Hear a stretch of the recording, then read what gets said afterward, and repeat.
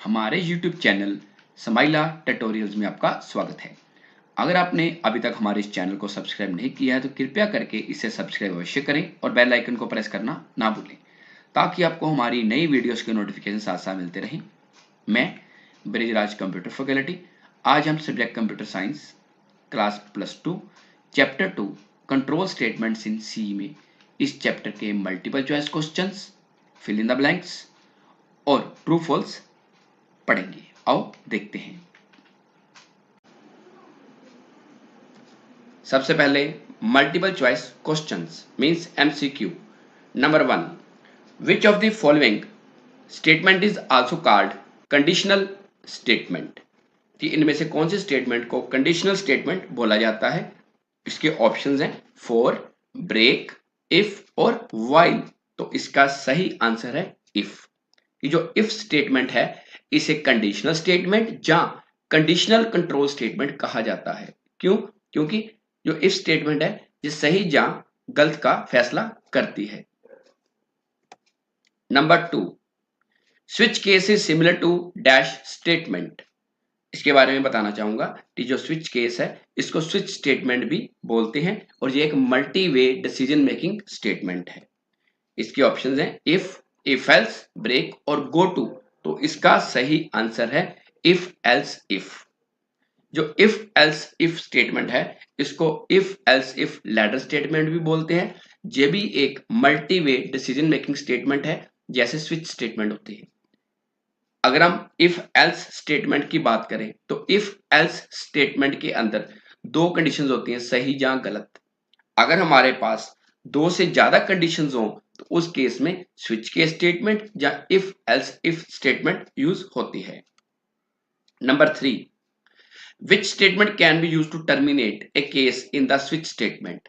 कि switch statement में अगर आप किसी केस में से बाहर आना चाहते हो तो उसके लिए कौन सी स्टेटमेंट यूज होती है। इसके ऑप्शन है कंटिन्यू, गो टू, इफ और ब्रेक। इसका सही आंसर है ब्रेक। ये जो ब्रेक स्टेटमेंट है ये एक जंपिंग स्टेटमेंट है।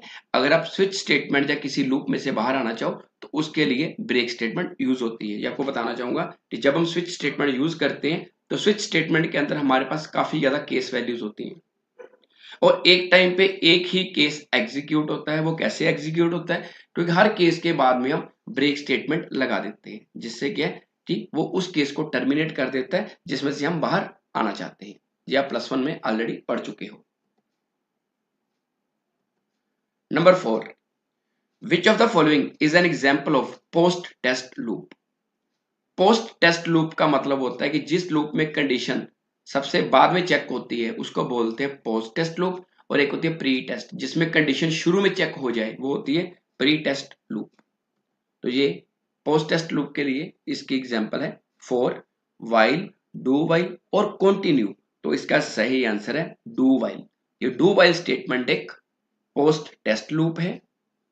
इसके अंदर बॉडी ऑफ लूप पहले चलती है बट जो कंडीशन है वो सबसे लास्ट में चेक होती है। Number 5, which of the following is not a jumping statement. इनमें से कौन सी जंपिंग स्टेटमेंट नहीं है। जंपिंग स्टेटमेंट वो स्टेटमेंट्स होती हैं जिसकी मदद से हम प्रोग्राम के एक पार्ट से दूसरे पार्ट पर जंप कर सकते हैं। तो इसके ऑप्शंस हैं व्हाइल, कंटिन्यू, गो टू और ब्रेक। तो इसका सही आंसर है व्हाइल। कि जो व्हाइल स्टेटमेंट है वो एक जंपिंग स्टेटमेंट नहीं है। वो कौन सी स्टेटमेंट है? एक लूपिंग स्टेटमेंट है। कंटिन्यू, गो टू और ब्रेक जो तीनों कौन सी स्टेटमेंट है? जंपिंग। नेक्स्ट है fill in the blanks. Number 1, in dash loops the control conditions are tested before the body of loop. कि कौन सी लूप के अंदर जो कंडीशन है वो बॉडी ऑफ लूप से पहले चेक होती है। तो इसका आंसर है pre test loop. Pre test loop में कंडीशन पहले चेक होती है और बॉडी ऑफ लूप बाद में चलती है, जैसे व्हाइल लूप। हम कह सकते हैं ये व्हाइल लूप एक प्री टेस्ट लूप है। Number 2, in dash loops the control conditions are tested after the body of loop.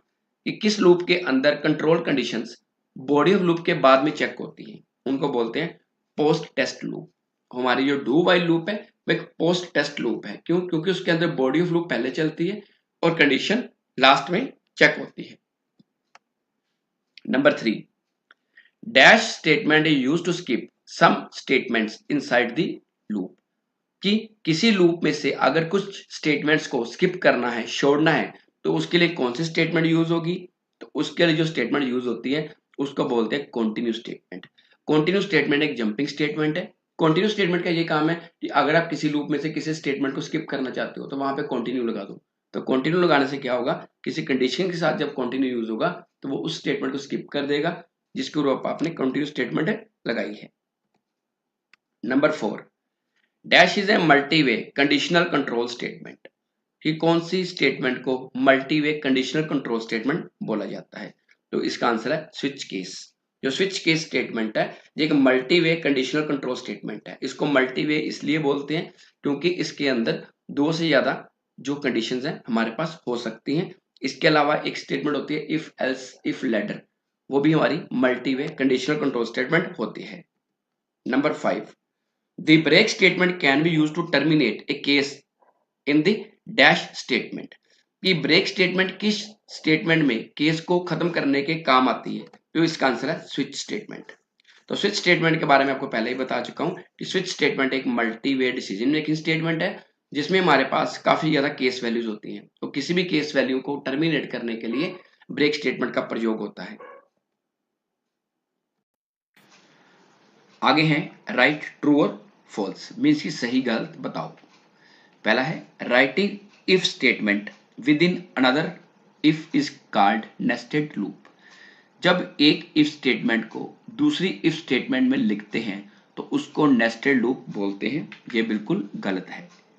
जबकि जब हम एक इफ स्टेटमेंट को दूसरी इफ स्टेटमेंट में लिखते हैं उसको नेस्टेड इफ बोलते हैं, ना कि नेस्टेड लूप।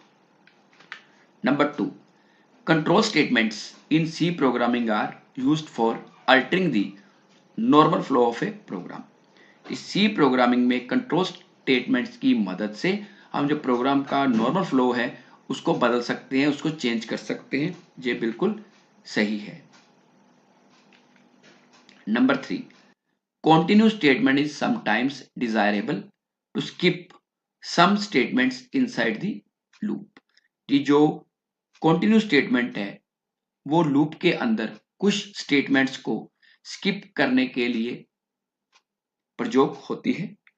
ये बिल्कुल सही है कि कंटिन्यू स्टेटमेंट की मदद से हम लूप के अंदर कुछ स्टेटमेंट्स को स्किप कर सकते हैं जो हमें नहीं चाहिए।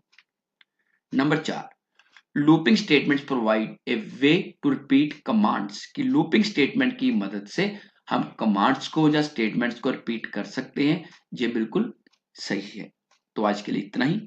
अगली बार फिर किसी नए टॉपिक के साथ मिलेंगे। अगर आपकी कोई क्वेरी है तो आप कमेंट सेक्शन में पूछ सकते हैं, या अपने कंप्यूटर अध्यापक की मदद ले सकते हैं। धन्यवाद।